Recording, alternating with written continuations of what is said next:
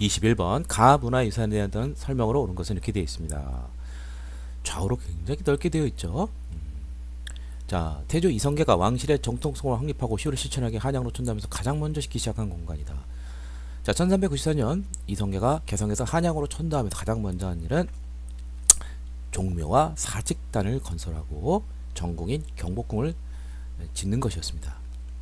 아, 근데 여기 보면은 이 정전이라는 것이 나왔고요. 효 실천과 관련됐으니까 이건 이제 역대 왕과 왕비의 신의를 모시고 제사를 드리는 바로 종묘가 되겠습니다. 자, 그래서 정답은 1번이 되겠고요. 여기 보면은 이제 영령전은 말 그대로 영원히 안녕을 취한다. 그래서 태조 그 이전에 선조들 이제 주된 이게 이제 고정된 것이고요. 정전은 이제 갈수록 이제 국왕이 이제 죽고 다음 왕이 즉위하면서 이렇게 늘어가는 그런 형태가 되었습니다. 크기가 더 늘게 되죠. 유네스코 세계유산에 등재되었었죠. 자, 그러면 나머지를 보도록 하죠. 공자와 여러 선현들의 위패를 보셨다. 요거는 이제 그 성균관이라든지 향교 이런 데서 볼 수 있는 대성전이라는 것이 있죠. 그 다음에 신농시와 후직시에게 풍년을 기원하는 곳이었다. 이제 신농시라는 건 이제 농사와 관련된 것이고 후직 역시 땅 곡식. 그래서 이제 3번과 4번이 좀 유사한 것이죠. 풍년을 기원했다. 그 다음에 토지와 곡식의 신에게 제사를 지내는 공간이다. 이렇게 되는데 4번은 이게 바로 토지의 신 사와 곡식의 신 이제 그 직이 되는 거죠. 이건 사적단이 되고, 글쎄요 3번은 저도 자세히 잘 모르겠는데 하여튼 그 농경과 관련된 그런 기원하는 곳이고, 요 비슷한 걸로서 이제 선농단이라는 거죠. 왕이 직접 농사 씨 뿌릴 때 본을 보이는 그런 곳이죠. 그 다음에 일제에 의해 경내 조선 총독부 청사가 세워졌다. 이것은 바로 경복궁이 되죠. 조선의 전궁인 경복궁 앞에다가 조선 총독부 딱 세워서 가로막았죠. 그 기운을. 나중에 이제 김영삼 정부 때 이것을 철거하게 되었습니다. 정답은 1번 종묘가 되겠습니다. 다음 22번 밑줄 그은 왕의 재기간에 있었던 사실로 옳은 것은 이렇게 됐습니다. 임꺽정이란 말이 나옵니다. 임꺽정의 난이 있었던 것은 1562년 임꺽정이 난이 있었는데 바로 명종 때입니다. 이 명종 때에 대해서 많이 물어봅니다. 조선 중기의 왕으로서 이때 이제 다음 같은 중요한 사실들이 있습니다. 명종이 즉위하자마자 을사사라는 게 있었습니다. 사화 중 가장 최대의 사화로서 명종 전인 그 인종의 외척인 유님 대윤과 그 다음에 명종의 외척인 윤원영 등 소윤 이 대윤 소윤 간의 그런 외척 간의 싸움에 이제 사림들이 연루돼서 가장 많은 화를 입게 된 그러한 대표적인 사화가 되겠습니다. 그래서 여기 3번에 보면 나오죠. 이게 을사사 1545년이고요. 그리고 이제 명종이 너무 어린 나이에 즉위를 했기 때문에 그 생모인 문정왕후가 이제 거의 약 한 20여 년간에 걸쳐서 섭정을 하게 됩니다. 수렴청정을 하게 되는데 그 굉장히 그 불교를 많이 진흥시켰어요. 보호라는 승려를 통해서 승과를 부활하기도 하고요. 근데 문제는 이 숙부인 이제 외숙부인 이제 그 윤원영 등 이 세도로 인해서 백성들에 대한 어떤 수탈이라든지 이런 게 굉장히 강해지게 됩니다. 특히 이제 명종대 되면은 이제 그 직전법이 1556년에 폐지가 되고, 그러니까 뭐 모든 분야에서 수치 체제에서 이상이 생깁니다. 그래서 결국 이러한 임꺽정이랑 같은 농민들이 도적화되는 그런 현상이 나타나게 되는 것이죠. 자, 그러면은 이런 것을 이제 살펴봤고요. 그래서 정답은 쉽게 나왔지만 나머지 선지를 통해서 어떤 왕인지 알아보죠. 청해 요청으로 1번 조총부대를 파견하였다. 이거는 효종 때죠. 북벌에서 고이 키웠던 어영청 소속의 그런 조총수가 청해 요청으로 시베리아에서 북방 시베리아에서 흑룡강 쪽으로 내려오는 이제 러시아 군대를 좀 토벌해 달라는 요청을 받아서 한번 시험해봐서 우수한 전과를 올렸습니다. 변급 신유를 파견해가지고 1654년, 58년 이때 두 차례 파견해서 조총수의 그런 훌륭함을 잘 선전하게 됐죠.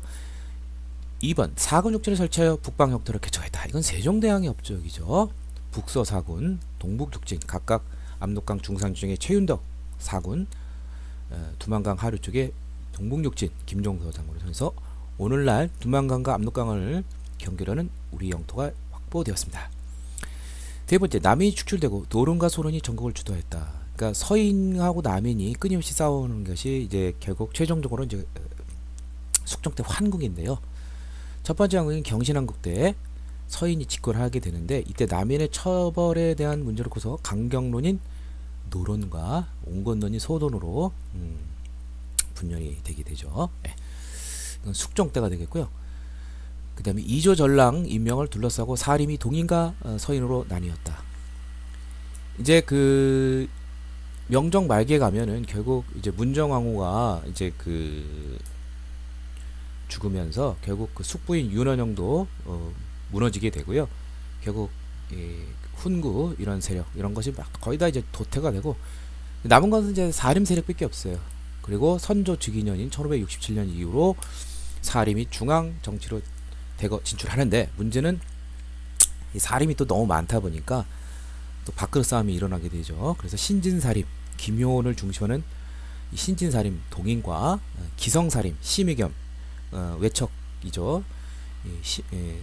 이걸 중심으로 이제 서인이 이제 이조 전랑 인사권을 가진 요것을 놓고서 김효원과 심의겸의 동생인 신충겸 충돌이 일어나면서 동서분당이 1575년 선조 때 있었습니다. 다음 23번, 밑줄근 국문교서가 발표된 이후에 사실로 옳은 것은 이렇게 됐습니다. 이것은 의주로 파천한 국왕이, 자 파천 어가를 옮기는 것인데 파천이 두 개가 있죠. 아간 파천하고 그 다음에 임진왜란 때 의주 파천이 있습니다. 그러니까 이것은 임진왜란 때 그러한 사실이 되겠는데요. 근데 여기서 보면은 선지를 보면은 3, 4, 5가 임진왜란하고 전혀 관련이 없고 1, 2번이 임진왜란, 여기서 말한 임진왜란은 이제 크게 보면 임진왜란이지만 다시 나누면 임진왜란과 또 정유재난으로도 나눠지게 되죠. 자, 그러면은 의주로 파천한 것이니까 일본군이 이제 쳐들어와서 쭉 북상을 해서 그 마지막 단계까지 이제 오게 된 것이 되겠죠.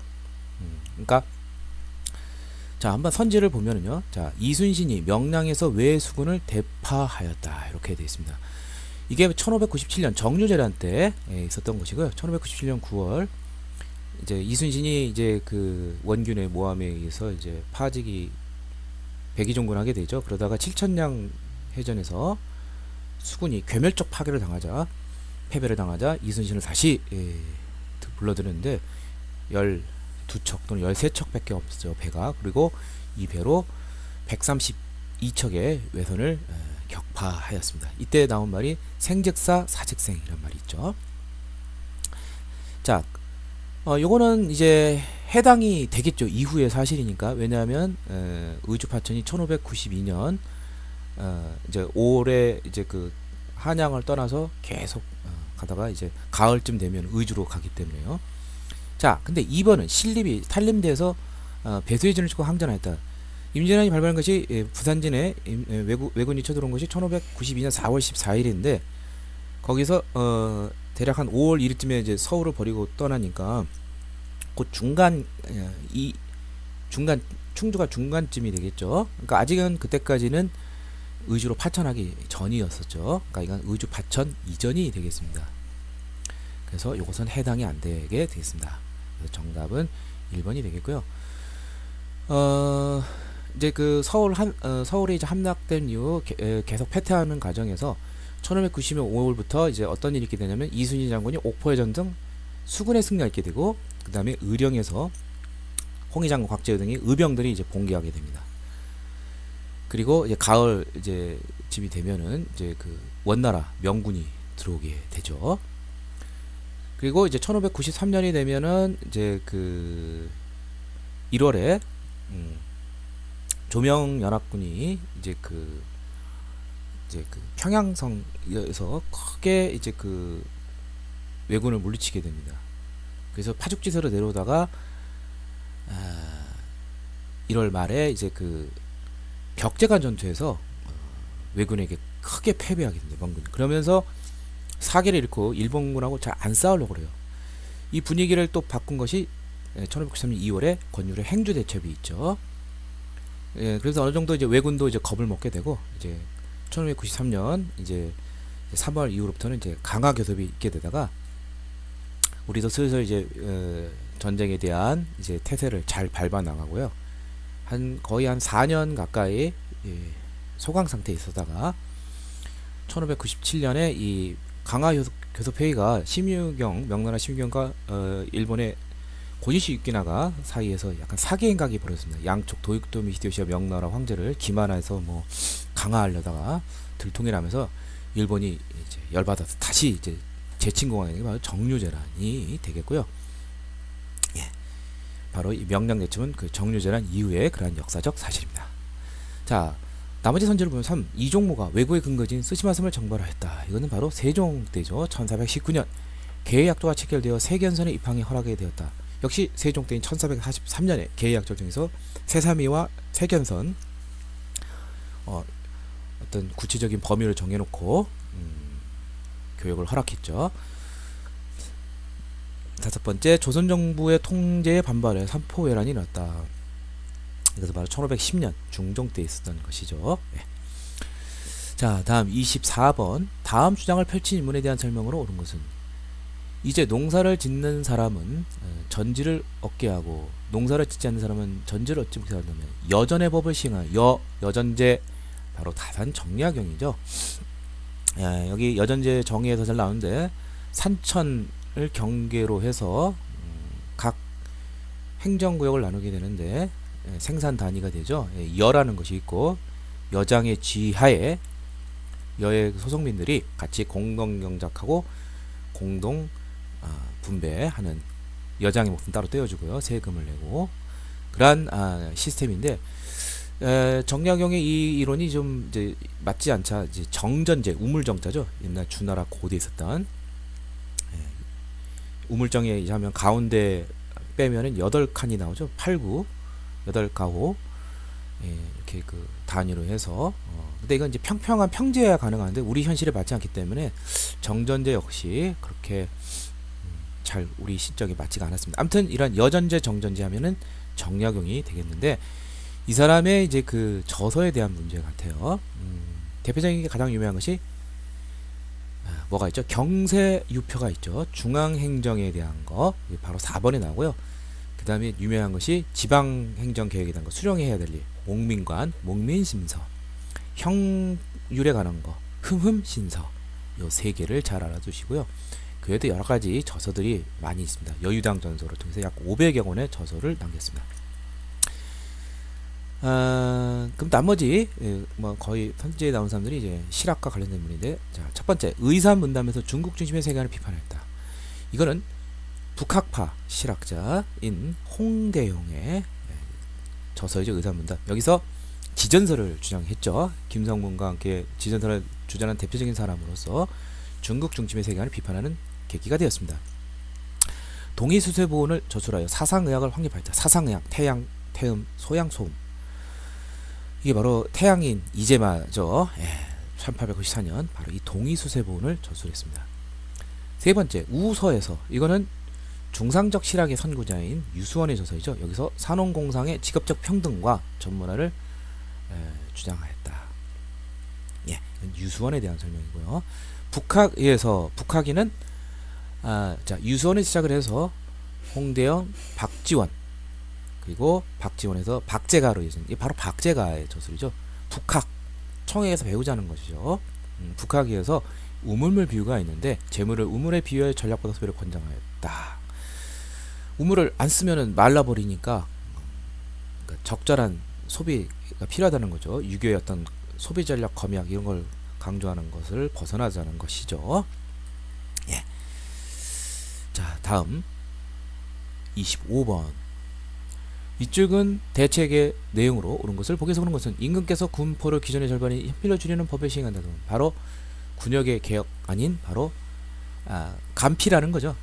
간필론에 해당하는 균역법이 되겠습니다. 영조 때 1750년에 시행된 법인인데 기존에 두 필에서 한 필로 줬으면 이 부족한 재정 어떻게 메꿔야 할 것인지가 궁금하네 이렇게 나와 있죠. 여기는 당 같은 것이죠.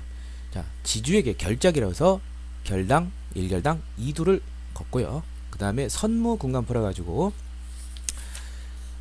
부유한 사람들에게 이제 군관, 이제 감투 자리를 씌워주는 것이죠. 그리고 군포를 걷는 것이죠. 그 다음에 어염세, 선박세 이런 것을 이제 그 왕실 궁방에서 많이 걷는데 이것을 직접 국가에서 재정으로 귀속을 시키게 됩니다. 각종 잡세를. 그래서 정답은 니은 디귿이 되겠습니다. 그래서 3번이 되겠고요. 자, 기억에 양전 사업을 시가하여 지게를 발급하였다. 이거는 고종의 대한제국 시기의 광무개혁에 해당이 되어 있습니다. 토지를 조사한 다음에 근대적인 토지 소유 문건인 지게를 발급했죠. 1901년부터 러일 전쟁 직전까지 이제 발급을 했었습니다. 그 다음에 수신전, 휴량전 등의 명목으로 세습되던 폐지를 폐지하였다. 자, 이거는 이제 직전법과 함께 세조가 취한 정책인데요. 원래 조선은 초기에 처음에 이제 개국 바로 직전에 이제 고려 말부터 과전법이라 가지고 관료들의 직역에 대한 대가로 수조권 토지를 지급을 했는데 전직 현직 다 주고 세습은 안 되지만 이런 수신전, 휴량전, 즉 수신전은 이제 미방인, 그다음에 휴량전은 미방인도 없을 경우 어린 유가족들에게 그 생계를 어떻게 보장하기 위해서 이러한 세습이 가능한 토지가 수신전, 휴량전인데 세조는 이제 관료들의 새로 신진 관료들의 토지가 자꾸 부족해 되니까 이제 전직을 안 주고 현직만 주게 되고요. 그리고 수신전, 휴량전도 폐지시켜 버렸습니다.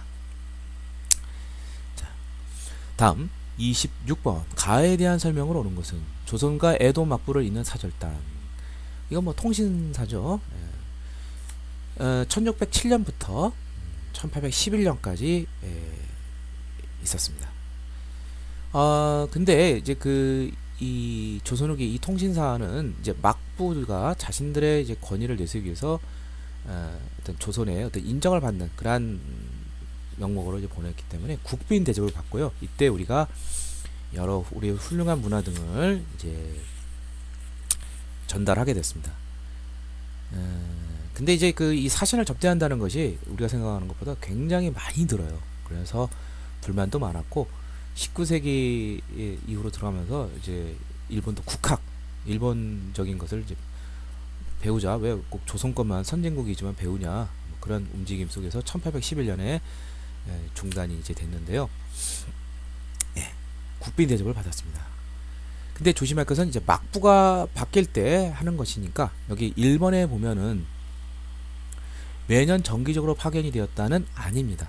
그것은 우리가 이제 그 중국 명이라든지 청에 대해서 명청의 수도는 이제 연경이라고 그러죠. 북경을 북경, 북평 뭐 다 그러는데 그래서 조선 후기에는 이제 이제 청이 되니까 이제 연행이라고 하죠. 연행사. 그래서 이번에 보면 다녀온 여정을 연행록으로 하겠다. 이거는 대청사절단이 되고요. 하정사, 성절사, 춘추사 이게 바로 이제 정기적으로 파견이 되는 것인데 명나라, 청나라에 대해서 이런 것 등이 이제 파견이 되었습니다. 다만 이제 명나라는 조촌사라고 그러고 이제 청나라는 연행사라고 할 뿐 성격이라든지 그런 정기적 명칭은 똑같습니다. 사절 왕래로 북평관을 개선했다. 이 북평이 베이징이 됐죠. 자, 다 청하와 관련된 것이고 그러면 정답은 5번인데 19세기 초까지 1811년까지 파견이 되었죠. 문화 교류 역할을 하였다. 5번이 정답이 되겠습니다.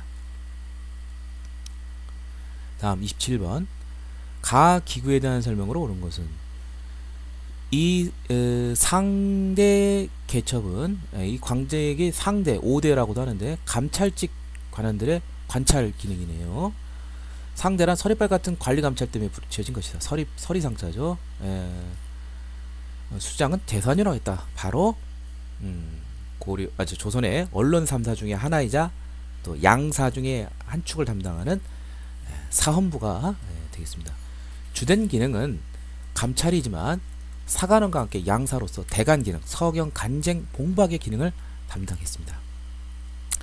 그리고 나머지 언론 3사가 이제 홍문관인데 홍문관은 이제 본질적으로는 문안과 경연을 주관합니다. 여기 보면 왕에게 경서와 사설을 강론하는 경연을 주관다. 이건 이제 홍문관이 되겠고요. 그렇지만 사헌부와 사관원의 이 언론 3사들도 경연에 참가합니다. 다만 주관이 이제 홍문관일 뿐이고요. 그리고 홍문관과 달리 사헌부와 사관원은 서경권을 서경 간책 공박을 행사하는데, 이 서경이란 건 뭐냐면 관리 임명 과정에서 일종의 신원 동의 절차입니다. 이 사람을 임명해서 좋으냐 안 좋으냐. 고려 시대는 이제 해당이 되는데 조선 시대는 왕권이 가면서 이제 오품 이하에게만 이것을 이제 물어보게 되는데요. 이때 사헌부와 사관원이 이제 서경을 행사하게 되었습니다. 그리고 참고로 사관원은 왕께 충고하는 간쟁의 기능이 주된 기능이고요. 예.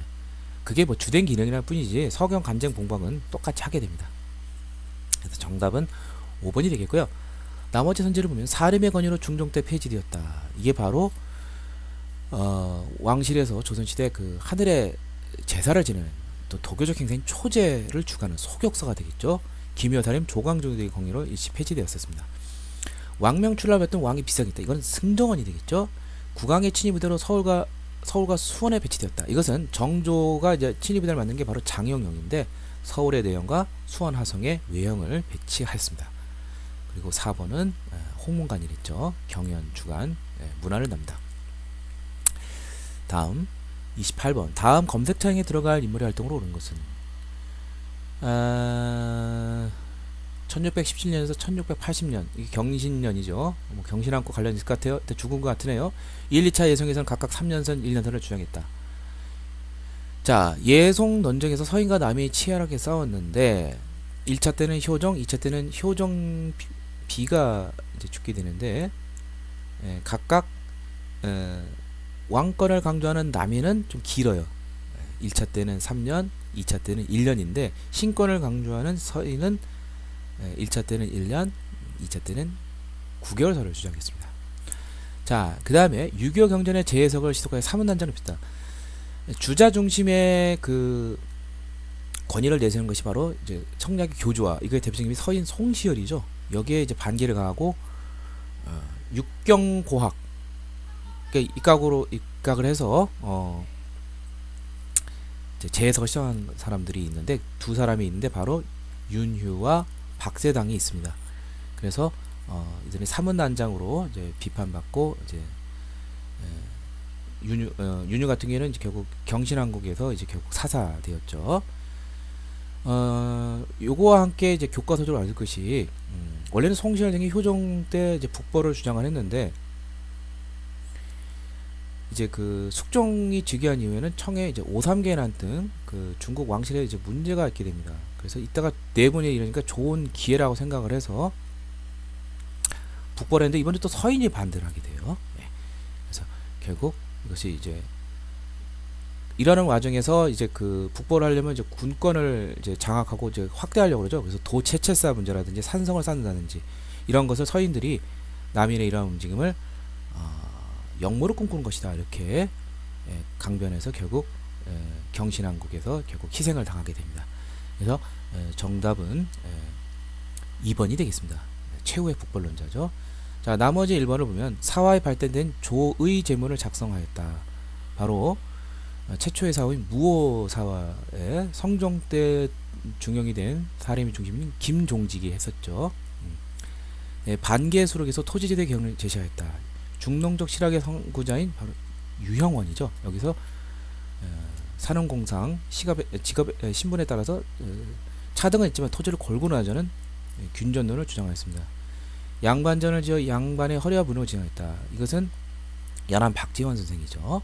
충청도 지역까지 대동법의 확대 실시를 건의하였다. 이거는 김육이 되겠습니다. 최초의 그 광해군 때 그 경기도 지역에 시범적으로 하는 것은 이원이기인데 오리 이원인데 이제 효종 때 김육은 이것을 더 확대하게 했습니다.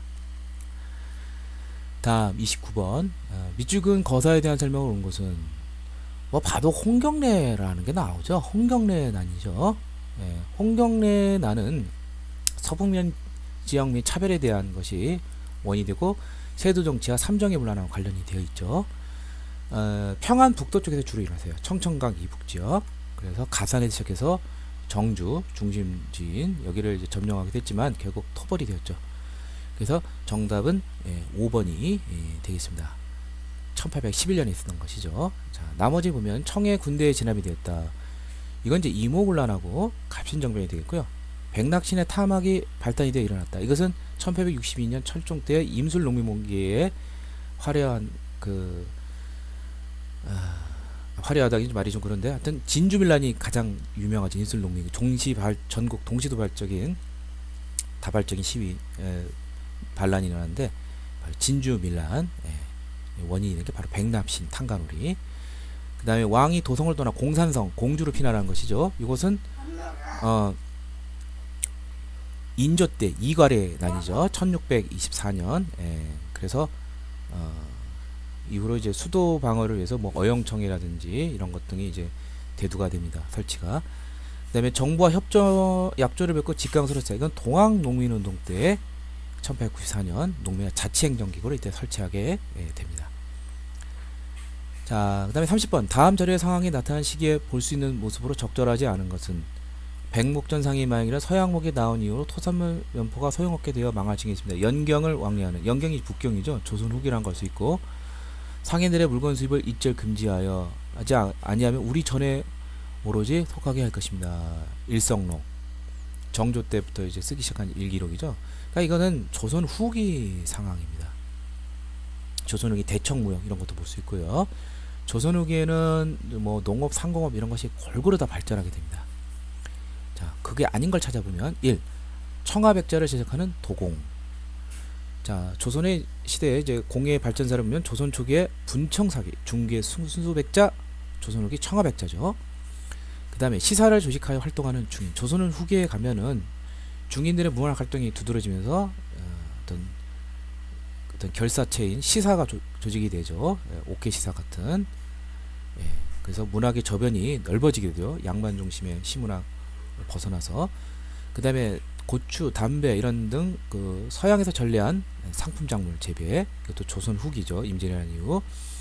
저작거리 주로 장시 같은 데서 이야기 책을 읽어주는 전기수. 이런 것이 이제 그 장시가 발달하면서 이런 이제 상업적 활동, 문학 돈 받고 파는 이런 행위도 나타나게 되죠. 이게 다 조선 후기 때 볼 수 있는데 과전법에 의하여 토지 수속권을 지급받는 관리 이렇게 있습니다. 과전법이 실시된 시기는 아까 나왔듯이 세조 때까지죠. 세조 1462년 요때까지 있었을 뿐이고, 그러니까 이건 조선 초기의 상황이니까 해당이 되지 않습니다.